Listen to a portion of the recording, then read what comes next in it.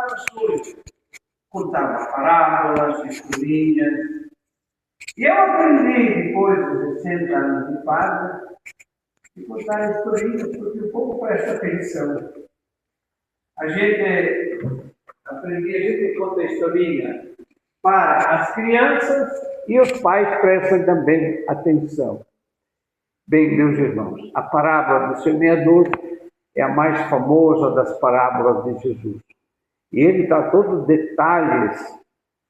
Essa semente, umas caíram no caminho, outros caíram em terreno pedregoso, não tinha raízes. Outras, assim, os pássaros comeram a semente. Mas a comparação é muito feliz. Eu penso que Jesus não teria falado: se o grão de trigo não morrer, não produz fruto. Teria usado outra linguagem. Se o pinhão que cai na terra não se esvazia, não dá o pinheiro. Na verdade, esse negócio de morrer é melhor falar de esvaziar-se. Meus irmãos aqui da Tapera, meus irmãos que estão acompanhando através das redes sociais, vocês sabem que toda semente vai se esvaziando, fica só a casca. É algo de fantástico. Quantas vezes, depois 8 meses, 1 ano, não 8 meses, às vezes 1 ano inteiro, a gente vai cavucando onde plantou, em alguns lugares já tem pinheirinho. Mas, justamente daquele pinhão saíram 2 brotos, um que desceu e outro que subiu. Mas também, quantas vezes eu vi o pinhão é tal qual como eu plantei, é mais barrigudo, mas não saiu nada, cheio de si, vazio de vida. Então eu gostaria que nessa comparação aplicar para a nossa vida. Nós, para dar um broto, para dar frutos, temos que nos esvaziar. E isso nos custa muito. Esvaziar-se quer dizer esquecer-se. A palavra mais certa, o que é o amor? O amor é esquecer-se para nos lembrar mais do outro do que de nós mesmos. Esse é o amor.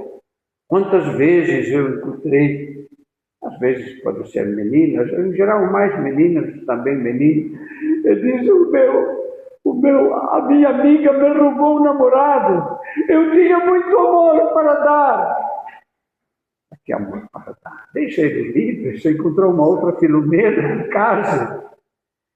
Nós somos muito egoístas, a gente pensa em si. Como é importante essa frase de Jesus: se o grão de trigo que cai na terra não morre, não produz fruto. Mas nós vamos traduzir: se o pinhão enterrado não se esvazia, não dá nenhum fruto.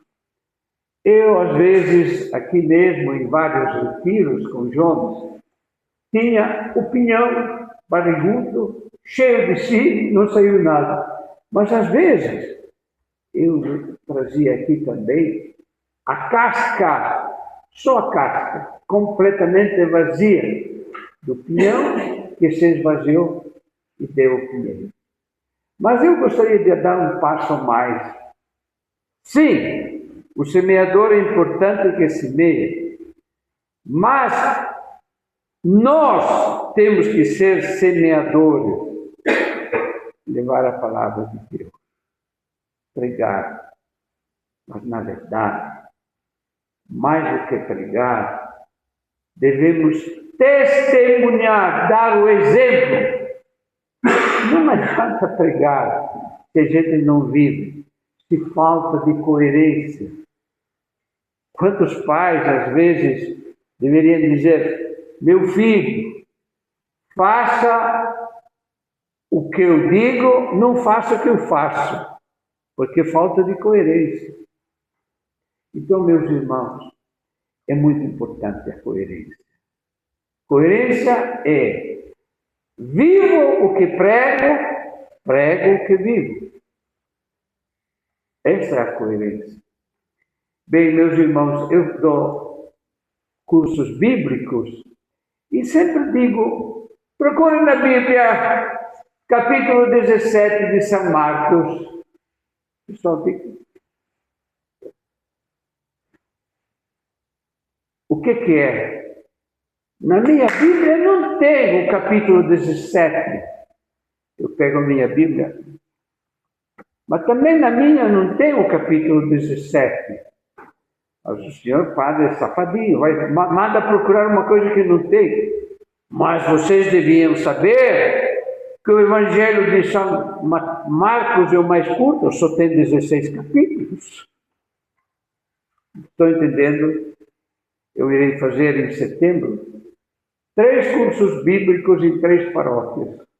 Eu, às vezes, começo o curso bíblico assim. Mas depois o Dom Mundo lá disse: não. O capítulo 17 é você. O Evangelho, todos os Evangelhos dão 89 capítulos. Grave, né? Muita gente nunca abriu o Evangelho. Os 4 evangelistas, todos juntos, dão 89 capítulos. 28 de Mateus, 16 de Marcos, 24 de Lucas e 21 de João. Minha sobrinha sempre diz assim: mas o senhor sabe a Bíblia de cor e salteado? Não, eu sei muito pouco. É que você não sabe nada, acha que eu sou o mestre. Meus queridos, o capítulo 17 sou eu. Eu que devo dar um exemplo. Sabe por quê? Porque o povo tem a Bíblia, mas não lê, não medita, não faz cursos bíblicos.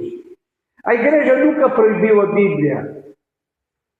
A igreja, antes de dar a Bíblia, deu o curso, antes do curso, depois vai abrir.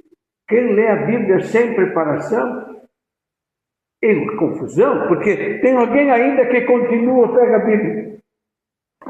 Mas não faça isso.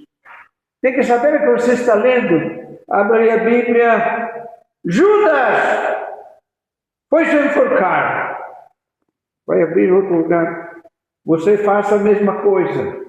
Mas é outra coisa. A segunda frase é totalmente outra coisa. Estão vendo? É necessário fazer cursos bíblicos. Mas não esqueça que o povo lê muito pouco a Bíblia.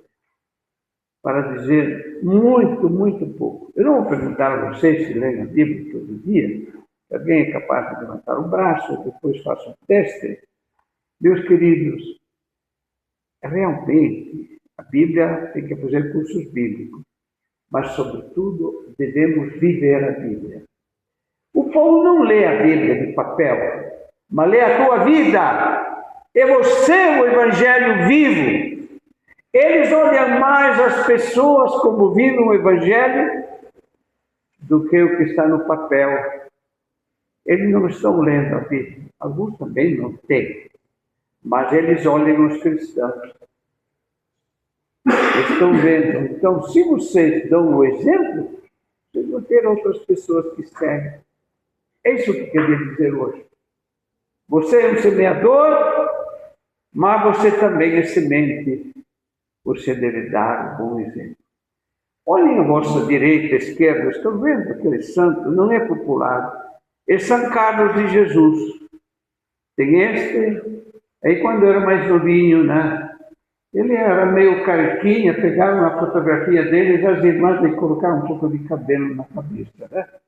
Mas é uma fotografia um pouco alterada. E ele, antes de morrer, São Carlos de Jesus era tão bom. Ele foi na Argélia, no meio dos muçulmanos. Ele não converteu muitas, mas deram um exemplo. E é interessante que esses muçulmanos chegavam lá e diziam: mas como você é bom, que pessoa maravilhosa que você é. Tudo que você tem reparte conosco. Ele disse: não, eu não sou bom. O meu patrão que é bom. O senhor tem patrão? Tenho patrão. Ele é bom, ele é bom. Mas quem é esse patrão? É Jesus de Nazaré. Mas eu gostaria de conhecê-lo. Aí começa a catequese, entendeu, Juscelino? É o exemplo. Mas, Juscelino, como você é boa. Como... Não.